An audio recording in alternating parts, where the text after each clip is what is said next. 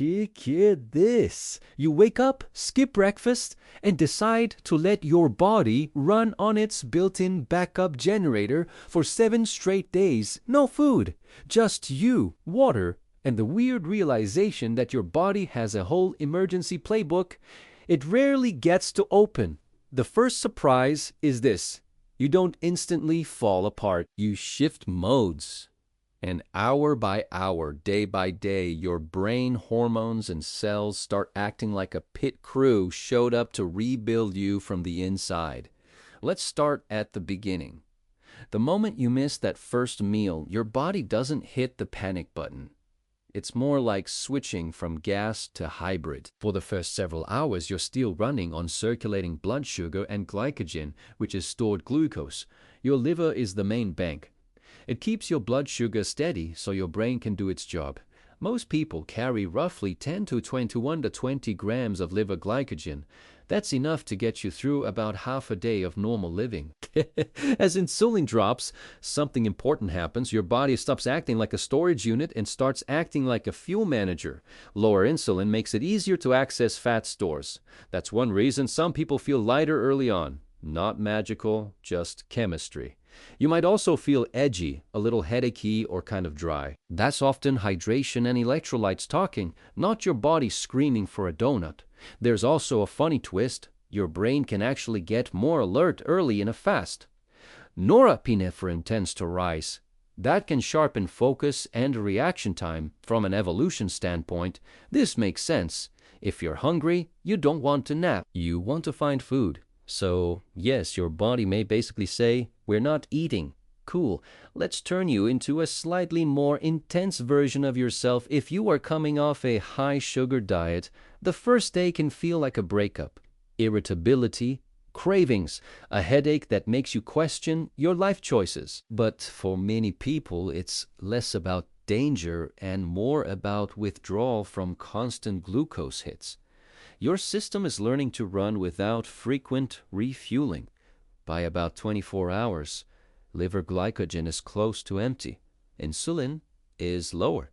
Your metabolism starts shifting harder toward fat as the main fuel. This is the end of the easy buffer zone. Not because you're broken, because you're switching engines. Day 2 is where things get interesting.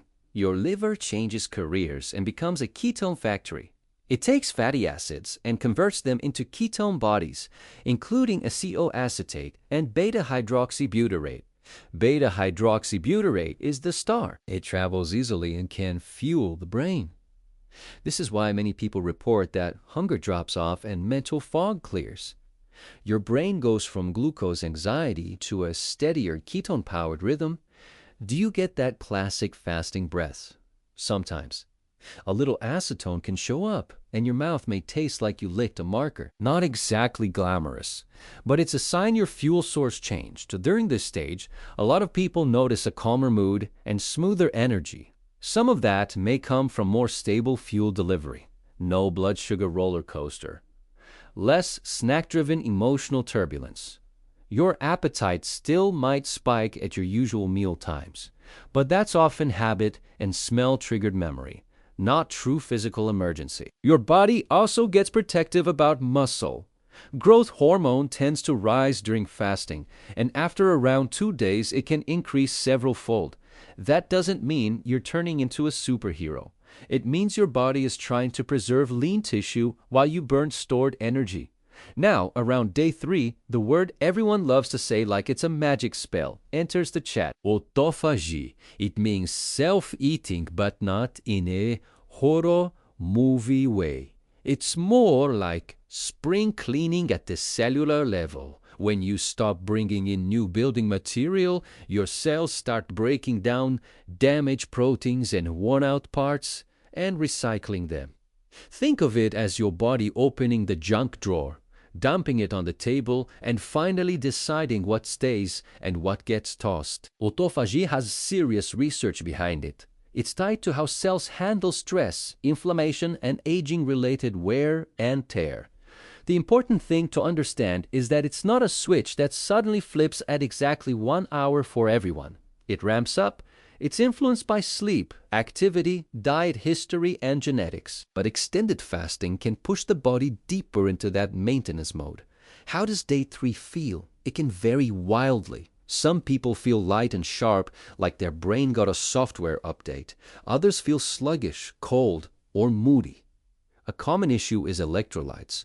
When insulin drops, your kidneys dump more sodium. That can drag water with it. Then you feel tired, dizzy, or get headaches. Many of the scary feelings people blame on fasting are actually low sodium, low potassium, low magnesium, or not enough fluids. Around this time, the immune system story often comes up.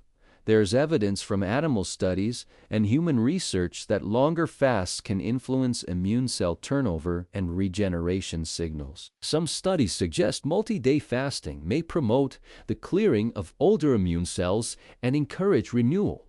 This is promising science, but it's not a guarantee of becoming invincible. It's more accurate to say fasting can change the environment your immune system operates in, especially through inflammation and metabolic signals. By days 4 and 5, a lot of people hit what feels like a steady state. Deep ketosis, less hunger, more stable energy. Your body becomes extremely efficient at using fat and ketones. This is the phase where people say, "I could keep going forever." That is also the phase where you need to not get cocky. Because the biggest enemy now isn't hunger. It's negligence. If you ignore electrolytes, you can feel weak, get cramps, develop palpitations, or feel like your battery is stuck at 1% even though you're lying still. It's not always a lack of calories. It's often a lack of minerals your nerves and muscles need to function. In ketosis, your brain can run largely on ketones. This may reduce the up and down feeling many people get with frequent carb-heavy meals. There's also research suggesting ketones can influence signaling molecules involved in brain health, including pathways related to BDNF, brain-derived neurotrophic factor, which supports learning, synaptic plasticity, and resilience. People often describe better focus and a calmer mood. Not everyone gets it, but it's a common report. Your body is also producing less insulin and often showing improved insulin sensitivity during this phase. For people with metabolic syndrome, that shift can be meaningful. Blood pressure can also drop as water and sodium are excreted. That can feel great, or it can make you stand up and see stars. Again, minerals matter. By days 5 and 6, fasting often becomes less physical and more mental. Many people report a quiet mind, like the mental background noise turns down. Some describe it as a flow state vibe. Others feel emotionally sensitive. Either is normal. You are not only changing fuel, you are changing hormones and neurotransmitter dynamics, sleep patterns, and the rhythm of your day. When you remove eating, you also remove a big chunk of dopamine-driven routine. The brain notices. This is why fasting has shown up in spiritual traditions for centuries, not because starving is holy, but because silence in the schedule creates space. Your day stops revolving around snacks, planning, and digestion. For some people that feels freeing. For others, it feels like boredom with a megaphone. Both reactions can teach you something. Now, Day 6 and Day 7 are where the story needs a warning label. This is not the part to romanticize. If you have plenty of body fat and you're monitoring hydration and electrolytes, you might still feel okay.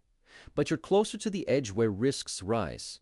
If your fat stores get low, your body can increase breakdown of lean tissue to supply essential amino acids. Even before that, electrolyte imbalance can become dangerous. Red flags are not negotiable: fainting, confusion, severe weakness, chest pain, irregular heartbeat, persistent vomiting. These are not badges of honor, they are stop signs. Long fasts can land people in the emergency room for dehydration, electrolyte imbalance, or dangerously low blood sugar. Fasting is not a contest. Your body is not a video game. You don't unlock a secret ending by ignoring warning signs. Let's talk about the biggest plot twist of all. The most dangerous moment of a long fast can be the moment you start eating again. After 7 days, your digestive system has been idling. Digestive enzymes can be down-regulated. bile flow may be reduced. Your gut is not expecting you to drop a mountain of pancakes on it like it's Sunday brunch. There is also a real medical concern called refeeding syndrome. It can happen when food is reintroduced too quickly after prolonged restriction. Here's the basic idea. When you eat, insulin rises. That pushes electrolytes like phosphate, potassium, and magnesium into cells. If those minerals are already low, that shift can cause serious problems, including heart rhythm disturbances.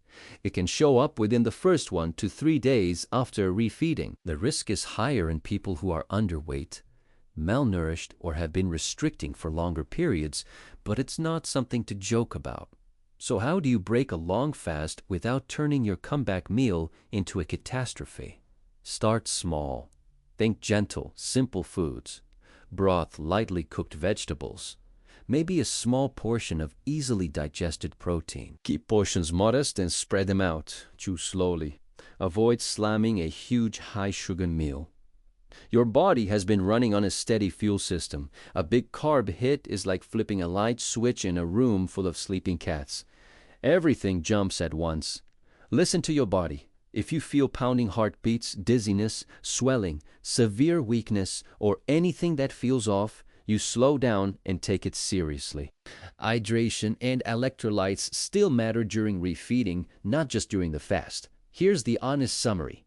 A 7-day fast can push your body through a remarkable sequence of metabolic shifts. You move from glycogen to fat, from glucose dependence to ketone adaptation. You may experience changes in inflammation, appetite signaling, and mental clarity. Cellular maintenance processes like autophagy may increase. Hormone like growth hormone tend to rise. Insulin stays low. For some people, the experience feels like a reset. But it's not a miracle, it's not a guarantee, it's not risk-free, and it's not something everyone should attempt. People with diabetes, a history of eating disorders, pregnancy, certain heart or kidney conditions, or anyone on medications that affect blood sugar or blood pressure should not do long fasts without medical supervision. Even healthy people can get into trouble if they ignore fluids and electrolytes. If you do take anything from this, let it be this. Fasting isn't about proving toughness. It's about understanding your body's design. Your system has backup modes for a reason. Modern life keeps the engine running all day, every day. A long fast forces the body into maintenance mode. Sometimes that reveals clarity. Sometimes it reveals how stressed your baseline routine has become. 7 days without food doesn't make you superhuman.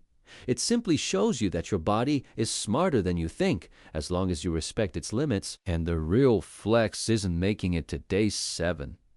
The real flex is knowing when to stop and how to come back safely.